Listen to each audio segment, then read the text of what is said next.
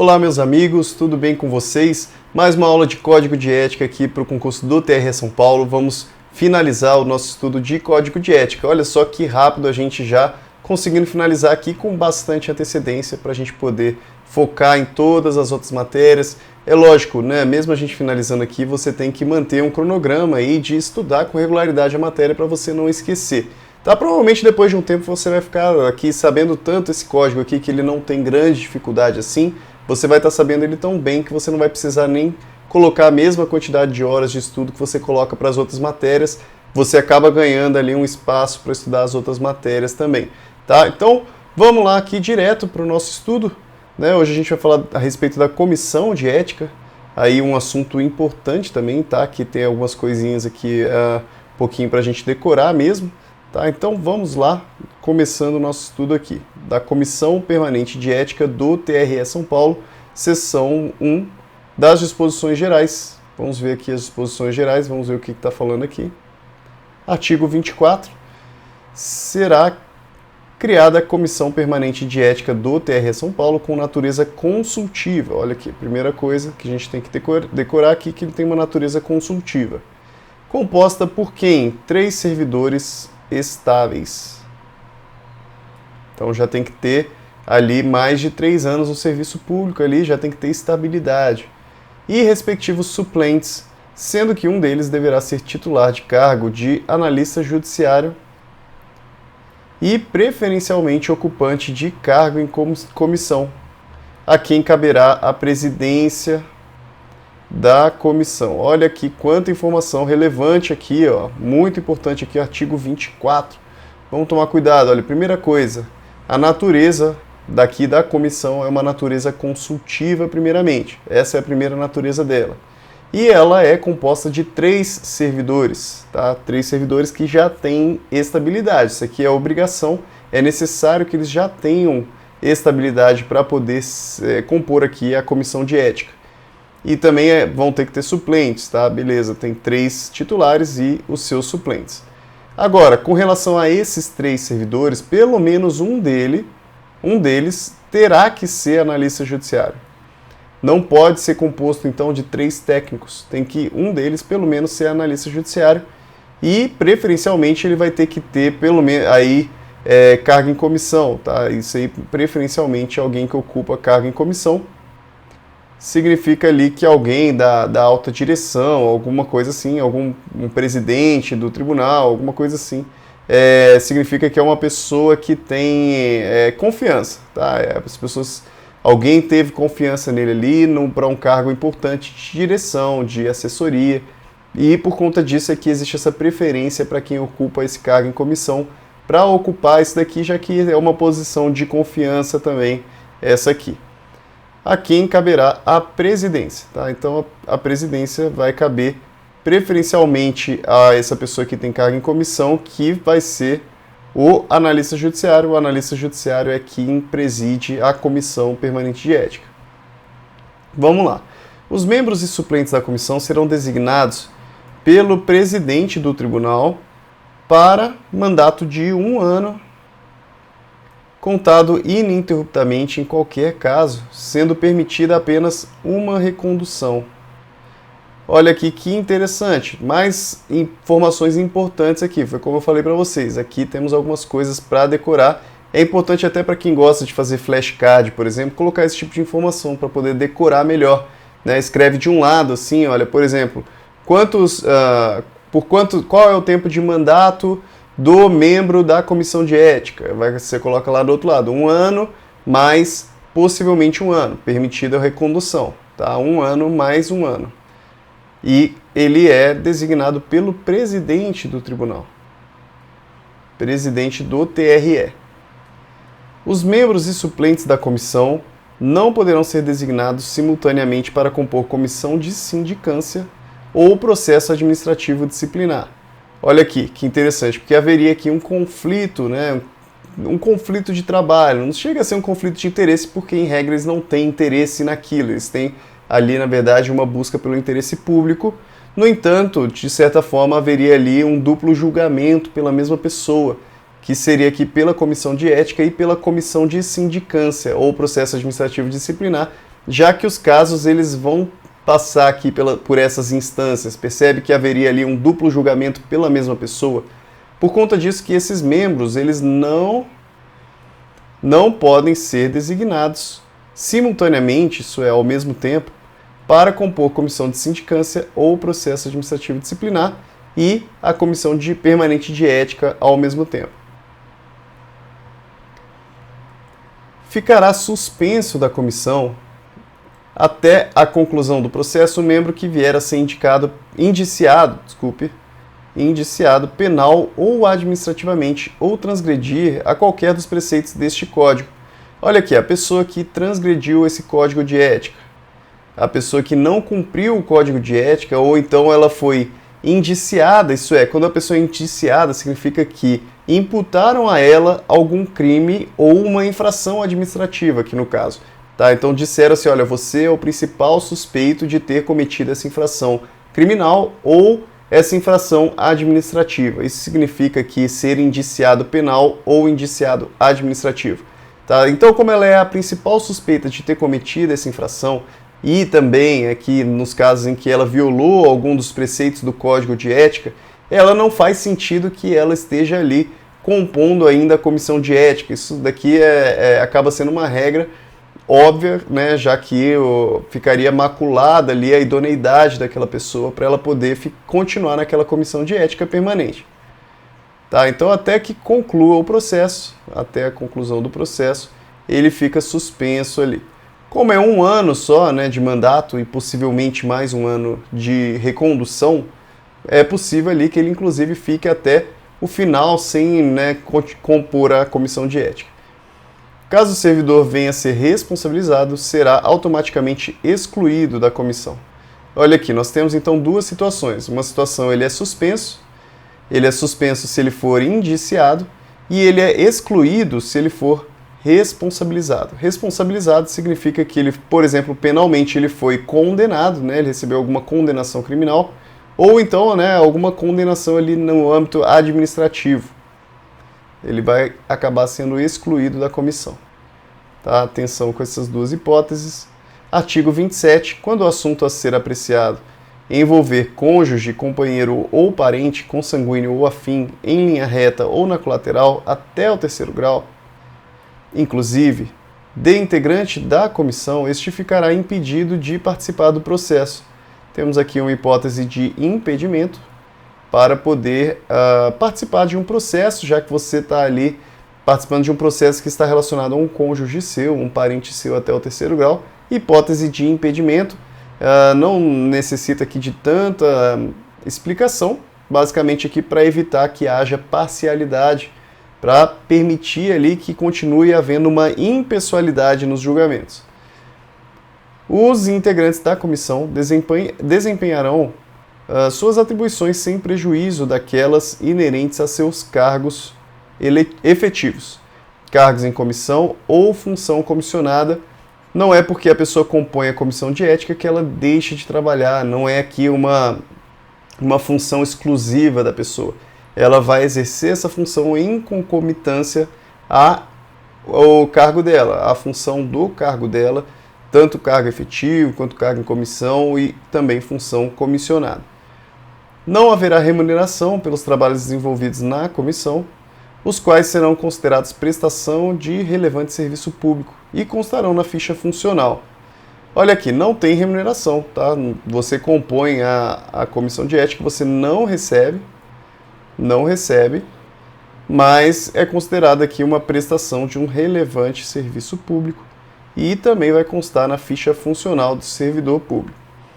Havendo necessidade, o presidente do tribunal autorizará a dedicação integral e exclusiva dos integrantes da comissão, os quais poderão ser substituídos nos termos do artigo 38 da Lei 8.112.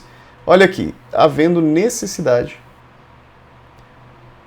o presidente do tribunal ele pode permitir, então, que haja essa dedicação integral e exclusiva. A gente viu aqui que, em regra, o servidor ele vai estar atuando nos 2 âmbitos, né, simultaneamente. Mas a gente vê aqui que, caso o presidente autorize, é possível que esse servidor atue de forma integral, de forma exclusiva à comissão, Só que é lógico que, né, em situações muito excepcionais, é uma situação em que, havendo necessidade, precisa ter então essa autorização também do presidente do tribunal. Não é qualquer situaçãozinha, a regra é que eles não vão atuar de forma exclusiva. Artigo 30. Eventuais conflitos de interesse que possam surgir em função do exercício das atividades profissionais dos integrantes da comissão deverão ser informados. Aqui um dever de informação aos demais membros, né, caso haja aqui um possível conflito de interesse. Né, digamos aqui que existe algum possível conflito de interesse, é necessário aqui, né, até para manter realmente a ética, manter o decoro aqui entre os membros, se tem um possível conflito de interesse, é importante que ele avise as outras pessoas.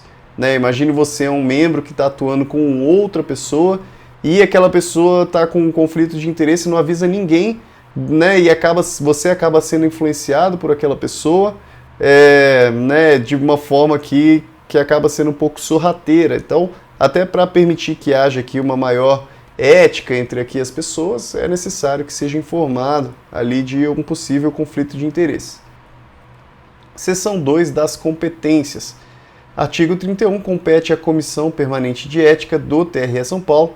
Vamos lá ver as competências da Comissão de Ética. Elaborar plano de trabalho específico, envolvendo, se for o caso, unidades do Tribunal, objetivando criar eficiente sistema de informação, educação, acompanhamento e avaliação de resultados da gestão de ética. Gestão de ética no Tribunal. Aqui a ideia, então, criar um plano de trabalho, de certa forma que nada mais é do que um planejamento relacionado aqui a permitir que haja uma maior gestão de ética, isso é, como é que está sendo tratada a ética no tribunal, nos cartórios, de que forma que isso está sendo trabalhado, se as pessoas estão seguindo aqui esses preceitos éticos, se não estão seguindo, e permitir aqui então criar esse sistema, tá? Um sistema aqui de gestão de ética. Propor a organização de cursos, manuais, cartilhas, palestras, seminários e outras ações de treinamento e disseminação deste código. Aqui também mais uma função, é uma função mais educacional. Propor a organização aqui de eventos educacionais. 3. Dirimir dúvidas a respeito da interpretação e aplicação deste código. Tá? Primeiro aqui, dirimir dúvidas, significa que ele vai retirar as dúvidas, vai diminuir, vai tirar, vai responder às dúvidas que as pessoas têm com relação à interpretação do código de ética. Pode ser que haja algum tipo de dúvida com relação a como vai ser interpretado alguns dos dispositivos aqui. Quem vai tirar essa dúvida é a própria comissão de ética, ela é responsável aqui pela guarda do código de ética.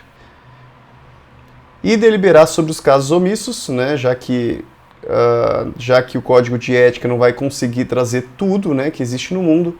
Quem aqui conversa, quem trata a respeito dos casos que não foram tratados no código de ética é a comissão de ética. Bem como, se entender necessário, fazer recomendações ou sugerir ao presidente do tribunal normas complementares, interpretativas e orientadoras das suas disposições. É possível aqui que ele recomende algum tipo de normativa para o presidente do tribunal para aquilo poder valer, né? Então, pode pedir, por exemplo, para o presidente do tribunal estabelecer ali algum tipo de resolução, alguma coisa que defina com mais precisão algum tipo de assunto. Receber propostas e sugestões para o aprimoramento e modernização deste código e propor a elaboração ou a adequação de normativos internos aos seus preceitos. Ele então recebe também essas propostas, tá, de outras pessoas. Se você entende aqui que deve ser modificado esse código de ética, você pode ali fazer sugestões, fazer propostas. E também a comissão de ética, ela é responsável por propor a adequação dessas normas também. Apresentar relatório anual, aqui uma prestação de contas das atividades. Solicitar informações a respeito de matérias submetidas à sua apreciação. Vamos dizer aqui que um outro órgão está tratando de algum assunto, mas acaba sendo inserido de alguma forma aqui numa situação de ética. Às vezes a comissão de ética ela não foi inserida naquela discussão, mas aquela discussão permeia ali uma discussão ética também. a comissão de ética ela pode sim solicitar informações a respeito do que está sendo tratado, já que tem a ver com o assunto que eles trazem aqui do Código de Ética. A apuração de quaisquer irregularidades que possam configurar violação aos preceitos deste Código será realizada pelas comissões permanentes de sindicância ou de processo administrativo disciplinar do TRE São Paulo, a critério da autoridade competente. Olha que então interessante, para apurar, então para investigar, para poder chegar em maiores conclusões a respeito de irregularidades que possivelmente tenham aqui ferido o Código de Ética, tá? Que tenha violado aqui o Código de Ética, vai ser realizado então esse tipo de apuração pelas comissões permanentes de sindicância ou de processo administrativo disciplinar. Tá? Cuidado aqui com essa parte, tá? Então quem faz aqui essa apuração das irregularidades é a comissão permanente de sindicância ou de processo administrativo disciplinar, tá? Muito cuidado. Disposições finais. Muito perto agora já então de finalizar o Código de Ética, vamos lá. Todo ato de posse em cargo efetivo deverá ser acompanhado da prestação de compromisso, de acatamento e observância das regras estabelecidas pelo Código de Ética do TRE São Paulo. Por isso que o Código de Ética é inclusive uma matéria que a gente precisa estudar para o concurso, porque no momento em que você passa no seu concurso, no momento que você vai tomar posse, você precisa aqui prestar um compromisso com relação ao Código de Ética, você vai ter que acatar aquelas normas, essas normas aqui que a gente está estudando. O servidor nomeado para o cargo em comissão ou designado para ocupar função comissionada assinará declaração sobre a observância dessas regras. Então, não somente para o cargo efetivo, a gente vê aqui que para o cargo efetivo é assim, mas também para quem está com o cargo em comissão e também para uma função comissionada. Este Código de Ética integrará o conteúdo programático do edital de concurso público para provimento de cargos no TRE São Paulo. Olha que interessante isso daqui. Esse parágrafo 2º aqui, ele nos diz que esse Código de Ética ele tem que ser cobrado nos concursos públicos do TRE São Paulo. Muito interessante, né? Isso daqui, esse parágrafo 2º, nos dá aqui uma garantia de que realmente essa matéria é importante para a gente estudar. O Programa Permanente de Capacitação e Desenvolvimento dos Servidores do TRE São Paulo contemplará Programa Permanente de Conscientização Ético-Profissional. Olha aqui, primeira coisa, tá? Então a gente está assumindo aqui que existe um Programa Permanente de Capacitação. Esse Programa Permanente de Capacitação, ele tem que ter aqui, né, uma conscientização ética, uma conscientização ético-profissional do servidor público.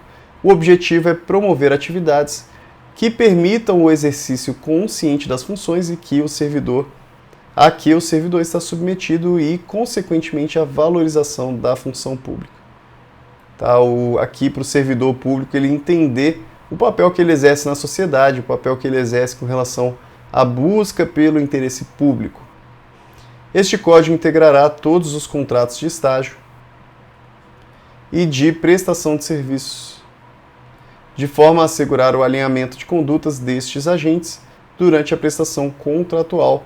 Todo mundo que presta serviço para o TRE, todos os estagiários também, precisam cumprir aqui o Código de Ética, não somente os servidores, quem possui cargo efetivo, quem possui cargo comissionado, não somente eles, mas também quem está em estágio, quem está prestando serviço, todo mundo aqui precisa se alinhar a essas condutas do Código de Ética. Em caso de dúvidas sobre a aplicação deste código e situações que possam configurar desvio ético, tá? Então vamos lá, dúvida ou então situações de desvio ético, o servidor pode oficializar consulta. Tá? Situações que possam configurar desvio ético, tá? Não necessariamente configurou desvio ético. Ele está falando que existe uma dúvida aqui com relação a algum tipo de ato, alguma coisa, existe essa dúvida. É possível que o servidor faça essa consulta à Comissão Permanente de Ética do TRE São Paulo. Os casos omissos serão submetidos ao presidente pela Comissão Permanente de Ética do TRE São Paulo. Tá? Caso omisso, manda para o presidente do TRE São Paulo. esta portaria entre em vigor na data de sua publicação. Tá? Então a gente finaliza por aqui. Pessoal, a gente não teve assim nem tantas aulas, mas a gente já conseguiu finalizar esse código de ética, uma das matérias aí que cai em conhecimentos básicos para o concurso do TRE São Paulo. Eu espero realmente que tenha te ajudado. Aí um código legal de estudar, né? Um código tranquilo, sem tanto peso, sem tanta responsabilidade aqui. Realmente um código tranquilo, legal de estudar, mas tem algumas pegadinhas ali com relação às datas, né? Com relação ali, por exemplo, o mandato, né, das pessoas que compõem a Comissão Permanente de Ética, né? Se pode recondução, não pode recondução. Tome cuidado com essas coisas, porque podem cair na sua prova e às vezes você vai acabar ficando ali de mãos abanando se você simplesmente pensar, é muito fácil esse código e não der muita atenção para ele. Tá? Então preste atenção nele, eu imagino que vindo aí um concurso unificado, ele deva ser cobrado, até mesmo por conta dessa disposição que diz aqui, né, que ele precisa ser cobrado em um concurso público de TRE São Paulo, o próprio Código de Ética já diz isso. Então eu suponho aqui que ele deve ser cobrado em um futuro concurso. A gente não sabe o futuro, mas a gente se planeja, né? Então se vier, você já vai estar preparado estudando aqui comigo essa matéria de Código de Ética, tá bom? Pessoal, muito obrigado, espero que você tenha gostado aí desse curso de Código de Ética. Depois você me diz aqui nos comentários se você gostou, se te ajudou na interpretação aqui dos artigos. Um grande abraço e até a próxima!